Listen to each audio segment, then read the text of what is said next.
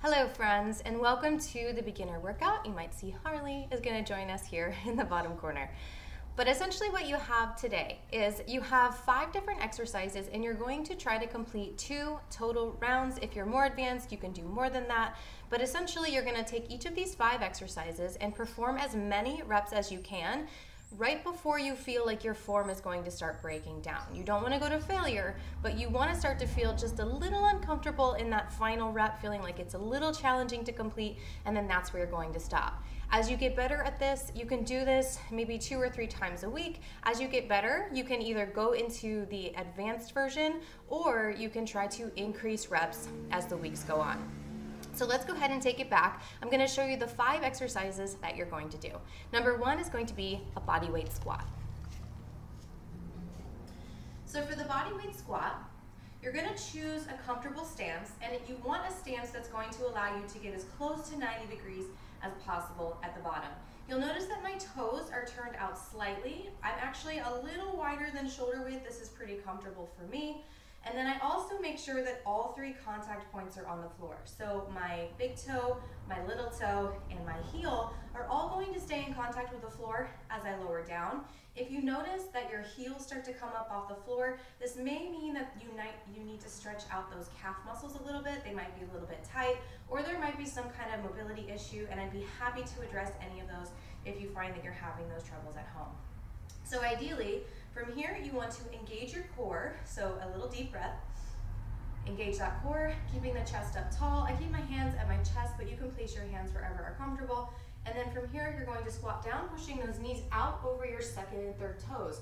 My chest is still tall. I'm at the 90-degree position, and then I come back up. So from here, remember you're keeping all of those contact points on the floor. If you're looking from the side, you want to make sure that your low back or your upper back isn't rounding. It's staying in a nice neutral spine position. So from here, you're squatting down to that 90, coming back up. The next one, we're going to take it down to a glute bridge on the floor. So with this one here, we have a few pointers. You're going to lay down with your heels pretty close to your butt. And then I want you to try to see if you can place your hands underneath your low back. If you can, I want you to roll that low back into the floor so that you're tucking that pelvis underneath the body. So here you notice I can't fit those hands underneath. The arms come down to the sides. You're going to press through the heels. You're going to press through the heels, not coming onto the ball of the feet, but press through the heels. You can lift the toes if it helps. And then you're going to drive the hips up towards the ceiling, squeezing the glutes out at the top. Notice I have a straight line from my shoulders all the way down to my knees. And then my knees are kind of in a 90-degree position here, and then I lower back down. So you're going to complete as many reps as you can until you start to feel your form break down. The next exercise is going to be an elevated push-up. And I actually like this one more than I like the push-up from the knees because it places the shoulders and the upper body in a much more beneficial position. What I want you to be mindful of, if you were to be up and pushing something, you're not going to push like this with the elbows directly out to the sides, or if you're like this, you're kind of coming out directly to the sides and going back up. But ideally, you get the most power if you push like this with those elbows here at the 45-degree position, which is the same thing that I want you to do whenever you're on the bench. So you have 2 different options here. If this is your first time and you're not sure if you can go to the full position, you'll do this from the knees on the floor. Or if you can, you're going to come all the way into that full push-up position, stacking your shoulders directly over your wrists here, making sure that your core is drawn in and you're not arching like this, but you have a nice straight position. If you find that this from a bench or a couch or a chair is a little too challenging, you can also do it up from a wall, or if you have a setup like this, where you can also make that bar a little bit higher, you can always elevate that push-up a little bit further, maybe on a table or something that's going to be a bit higher, and you can at least get that full range of motion. So from here, I'm set up in the push-up position, and then I'm going to lower down. Remember, the elbows are at 90-degree angles from the side of your body, tapping the chest at the bottom, coming back up. I'm getting that full range of motion. We don't want to be here, but we want a position or a height where we can get that full range of motion, come back up, keeping the core engaged. The next exercise that we're going to complete is a body weight good morning. So with this one, we're gonna get a lot of information from the lower back and from the hamstrings, but essentially, you're only going to go as low as you can or as low as your mobility will allow. But I want you to visualize something. So this is a hip hinge movement.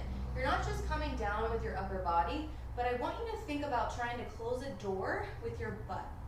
Because if you had your hands full and then you just push your butt back behind you to close that door, that's the position that we're really looking for. So your feet are in a shoulder width stance. Toes are directly forward for this one. You're going to draw in the core, so making sure that that's nice and tight. Keeping the heels placed, a slight bend in the knees. From here, I'm going to push my butt back behind me. And you notice as I do that, you'll also feel a stretch down the back of the hamstrings and the glutes. The upper back and the lower back, notice that they're nice and flat. So I only go as low as I can before I really feel that stretch and I'm feeling that engagement, and then I come back up. So you're gonna push back, come back up, push back, come back up. If you choose to, you can hold some weights in your hands. You can just place your hands here. You can also place your hands on your low back if you want to increase that. You can always just kind of move it like this, but you're going to do as many reps as you can until your form breaks down again. The last one is going to be a plank with lateral raise. So the plank with lateral raise, I'll show you from the side and from the front. You're going to come into your standard plank position. Your feet are going to be about shoulder width, if not a little wider, and then your hands are going to be placed directly underneath your shoulders. You want to make sure that your entire core is nice and flat. And then the next thing you're going to do is raise those hands out to the side. Coming out nice and straight. Seeing a slight side angle. You're going to come into that plank position here, and then you're going to lift those hands to either side. You want to make sure you're eliminating rocking of the hips as much as possible. If you need to, you can come down to those knees here in this position. Make sure those knees are a little wider than shoulder width as well, and you're just coming out to the side. If you have light weights at home, you're also welcome to use those. Hi Harley, nice big stretch. But otherwise, again, all 5 of these exercises, as many reps as you can until you feel that form break down. Try to challenge yourself week to week so you can really build that strength and some of that solid lean muscle mass.